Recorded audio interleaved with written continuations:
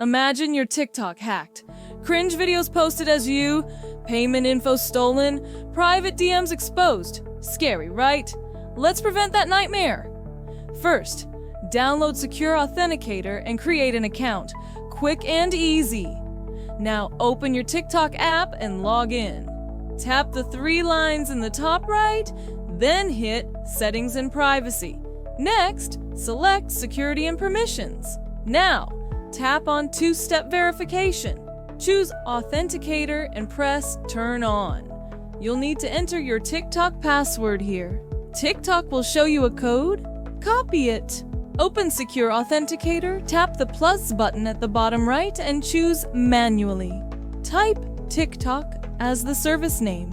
For the account name, enter your TikTok username. Paste the copied code into secret key, and you're done. Your TikTok now has an extra layer of security.